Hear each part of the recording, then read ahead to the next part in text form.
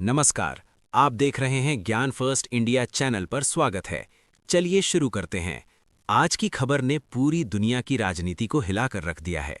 सूत्रों के हवाले से जो संकेत सामने आए हैं वो अमेरिका के पूर्व राष्ट्रपति डोनाल्ड ट्रंप से जुड़े हैं। और इस बार मामला सिर्फ बयानबाजी का नहीं बल्कि सीधी धमकी से जोड़कर देखा जा रहा है। धमकी की खबर कहां से आई?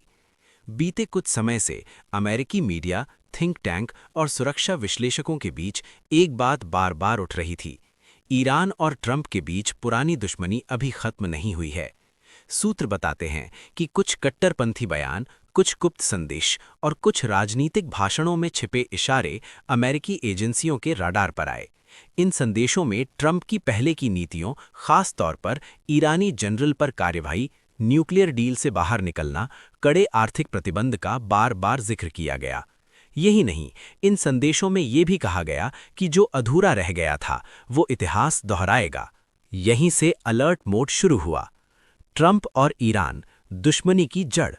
अगर इस खबर को समझना है तो हमें पीछे जाना होगा। ट्रंप का दौर, ईरान पर सबसे सख्त प्रतिबंध, न्यूक्लियर समझौता तोड़ना, सैन्य दबाव की नीति, इन फैसलों ने ईरान की अर्थव्यवस्था को झंझोड़ दिया। ईरान में ट्रंप को आज भी सबसे बड़ा दुश्मन माना जाता है। राजनीतिक विश्लेषक कहते हैं ये टकराव सिर्फ दो नेताओं का नहीं, ये दो विचारधाराओं का युद्ध है। अमेरिका क्यों हुआ अलर्ट? जैसे ही ये इनपुट सामने आए, वेरीफाई, सुरक्षा प्रोटोकॉल बढ़ाए गए, ट्रंप से जुड़े मूवमेंट पर नज़र, खुफिया एजेंसियों की आपात बैठक। हालांकि अमेरिकी प्रशासन ने खुले तौर पर किसी एक धमकी की पुष्टि नहीं की, लेकिन इतना जरूर कहा कि हर संभावित खतरे को गंभीरता से लिया जा रहा है। यानी साफ है, मामला हल्का नहीं है। क्या ये मनोवैज्ञानिक युद्ध है? कई एक्सपर्ट मानते हैं ये डायरेक्ट एक्शन नहीं बल्कि साइकोलॉजिकल वॉरफेयर हो सकता है। क्यों? क्योंकि ट्रंप फिर से चुनावी राजनीति में सक्रिय, अमेरिका में ध्रुवीकरण, मिडिल ईस्ट में नई ताकतों का उभार। ऐसे समय पर ऐसी खबरें राजनीतिक अस्थिरता बढ़ा सकती है। धमकी के बाद ट्रंप की सुरक्षा में बड़ा बदलाव।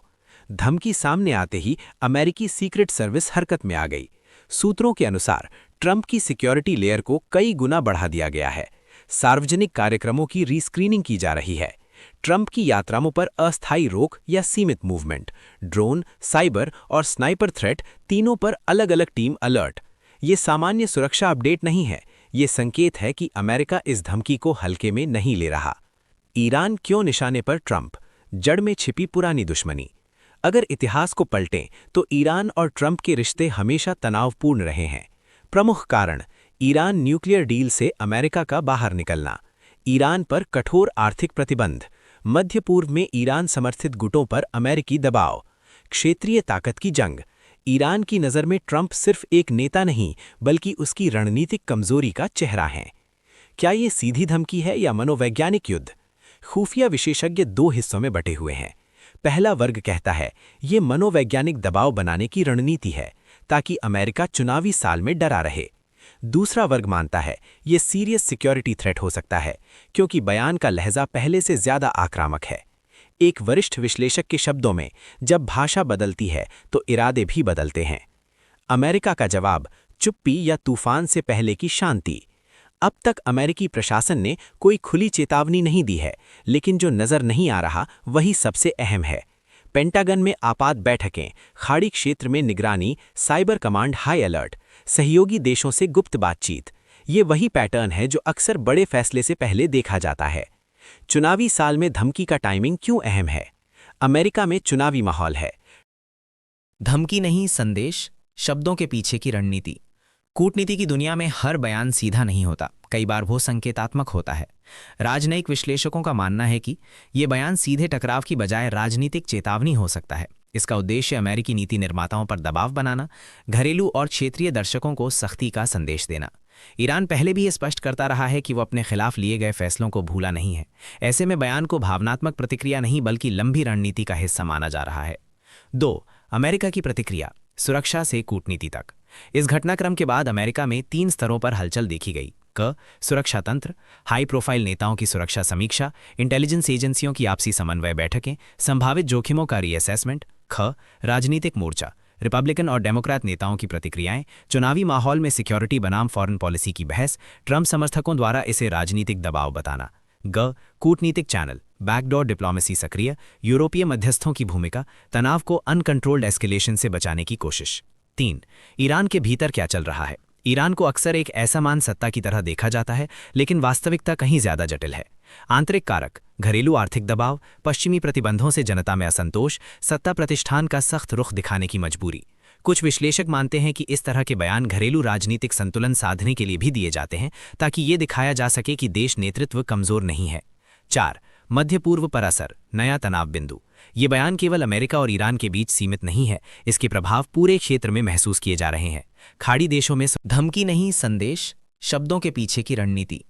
कूटनीति की दुनिया में हर बयान सीधा नहीं होता, कई बार वो संकेतात्मक होता है। राजनयिक विश्लेषकों का मानना है कि ये बयान सीधे टकराव की बजाय राजनीतिक चेतावनी हो सकता है। इसका उद्देश्य अमेरिकी नीति निर्माताओं पर दबाव बनाना, घरेलू और क्षेत्रीय दर्शकों को सख्ती का संदेश देना।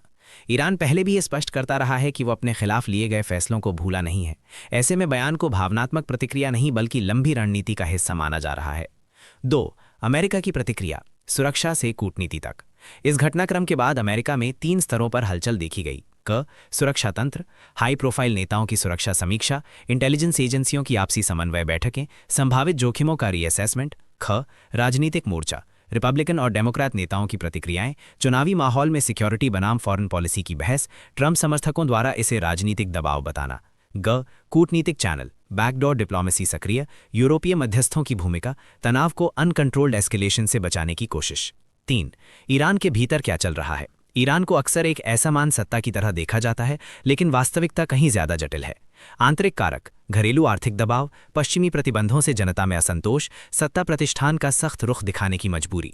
कुछ विश्लेषक मानते हैं कि इस तरह के बयान घरेलू राजनीतिक संतुलन साधने के लिए भी दिए जाते हैं, ताकि ये दिखाया जा सके कि देश नेतृत्व कमजोर नहीं है। 4. मध्य पूर्व पर असर, नया तनाव बिंदु। ये बयान केवल अमेरिका और ईरान के बीच सीमित नहीं है, इसके प्रभाव पूरे क्षेत्र में महसूस किए जा रहे हैं।